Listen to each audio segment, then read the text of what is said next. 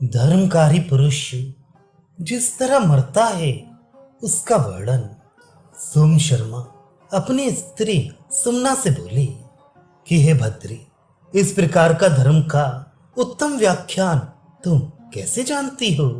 वह तुमने किससे सुना है? सुमना बोली कि हे महामती वाले, हमारे पिता भार्गवों के कुल में उत्पन्न हुए। शिवन उनका नाम है। वह सब शास्त्रों के जानने में विशारद हैं। उन ऋषि के हम एक ही प्यारी कन्या थी जो कि प्राणों से भी प्यारी थी। इससे जहां कहीं वे तीर्थादिक को जाते थे, हम भी उनके संग जाती थी। मुनियों की सभाओं में जाती थी, वह देवताओं के मंदिरों में जाती थी। तब भी हम उनके संग खेलती सदैव चली जाती थी कि कौशिक के वंश में उत्पन्न हमारे पिता के मित्र बड़े बुद्धिमान वेद शर्मा जी भाग्य से घूमते हुए प्राप्त हुए। वे बड़े दुख से बारंबार चिंतना करते थे। तब आए हुए महात्मा से हमारे पिता बोले कि हे सुहृद, आपको हम दुख से तपे हुए जानते हैं। आप दुखी कैसे हैं? उसका कारण कहिए।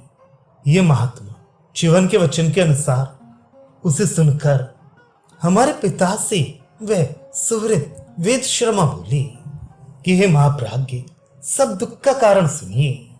मेरी स्त्री महासाध्वी और पातिव्रत्य में परायण है।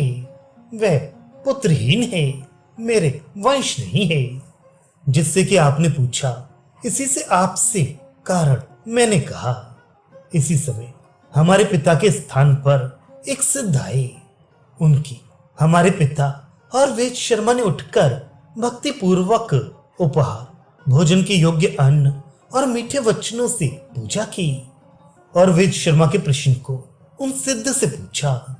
तब मित्र वेद शर्मा समेत हमारे पिता से धर्मात्मा सिद्ध जी सब धर्म का कारण कहते हुए, जो कि मैंने आपसे कहा, धर्म से पुत्र, धन, धान्य और स्त्रियां प्राप्त होती हैं। तब वेद शर्मा ने संपूर्ण धर्म किया। उस धर्म से पुत्र समेत बड़ा सुख उत्पन्न हुआ। उसी संग के प्रसंग से हमारे ये बुद्धि निश्चय हुई है। हे कांत, मैंने जैसे बहुत शुभ आपसे कहा, यह सब संदेह नाशन मैंने उन महासिद्ध से सुना है। इससे हे विप्र, अब तुम भी सदैव ऐसा ही धर्म करो, सब तुम्हारे मनोरथ सिद्ध होंगे। यह सुन सोम शर्मा बोले कि धर्म करने से कैसी मृत्यु होती है, वह फिर जन्म कैसा होता है? हे कांति, इन दोनों का लक्षण हमसे कहो। सुमना बोली कि सत्य, शौच, क्षमा, शांति, तीर्थ सेवा व पुण्य आदिक धर्म जो करता है, उसकी मृत्यु का लक्षण तुमसे कहती हैं। मरण के समय ना तो उसके रोग होता है, न उसके शरीर में कुछ पीड़ा होती है, न कुछ उसको श्रम होता, न गिलानी होती है, न पसीना उसके अंगों से आए, न उसके चित्त में भ्रम होता है। वह दिव्य रूप धारण करके वेद पाठी ब्राह्मण लोग व गंधर्व गण वेद पढ़ व गीत गा गा कर उसकी स्तुति करते हैं। वह अपने आसन पर सचित्त बैठा हुआ या लेटा हुआ उन लोगों की स्तुति व गान सुनकर आनंदित होता है। वह मरण समय में देव पूजा करता हुआ रहता है। बहुधा किसी तीर्थ में जाकर धर्म में तत्पर होकर देह छोड़ता है, या अग्निशाला में बैठकर प्राण छोड़ता, अथवा गौशाला में, या किसी देवता के मंदिर में, या पुष्प वाटिका में, या किसी तड़ाक के तट पर, या पीपल वट वृक्ष के नीचे, या ब्रह्म वृक्ष के नीचे, या बिल्व के नीचे, अथवा तुलसी के समीप, या अश्वशाला में अथवा गजशाला में स्थित होकर प्राण छोड़ता है, अथवा अशोक आम्र वृक्ष के नीचे, या ब्राह्मणों के समीप, अथवा राज मंदिर में स्थित होकर, या उस रणभूमि के भाग पर प्राण छोड़ता है जहां प्रथम मरा हो। ये पुण्य मृत्यु स्थान केवल धर्म करने वालों को ही मिलते हैं, अथवा धर्म करने वालों की मृत्यु कहीं गऊओं या ब्राह्मणों के लिए समर करने में होती है। जो कोई धर्मवत्सल मनुष्य शुद्ध धर्म करता है, वह मृत्यु के समय किसी न किसी युक्ति से इन स्थानों पर पहुंच जाता है। वह उत्तम पुरुष अपनी माता व अपने पिता, अपने इष्ट मित्र बांधवों को देखता हुआ सबों के सम्मुख आनंद से प्राण छोड़ता है। वह पुण्यात्मा वंदीजनों से बारंबार स्तुति किया गया पापियों को न देखता हुआ प्राण छोड़ता है। गंधर्व लोग गीत गाते हैं, स्तुति करने वाले स्तोत्रों से स्तुति करते हैं, मंत्र पाठों से ब्राह्मण लोग पूजित करते हैं। वह माता स्नेह से पूछती है, पिता व और भी स्वजन वर्ग सब उस बड़े बुद्धिमान धर्मात्मा की प्रशंसा उस समय करते हैं। हे विभो, इस प्रकार के पुण्य स्थान तुमसे हमने कहे। वह प्रत्यक्ष में ऐसे स्थानों में प्राप्त हो स्नेह युक्त हंसते हुए भगवत दूतों के दर्शन करते हैं।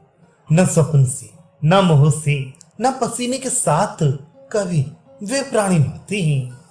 दूत जो आते हैं वे उस धर्मात्मा से कहते हैं कि आपको महाबुद्धिमान धर्मराज जी बुलाते हैं।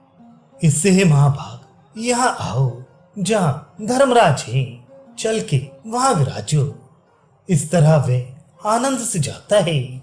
ना तो उसको मोह हो, न भ्रांति हो, न गिलानी हो, न स्मृति विभ्रम हो कि किसी को ना पहचाने, न कुछ उसे संदेह हो।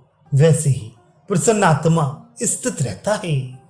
ज्ञान विज्ञान से संपन्न जनार्दन देव का स्मरण करता हुआ संतुष्ट व हर्षित मन उन दूतों के संग चला जाता है।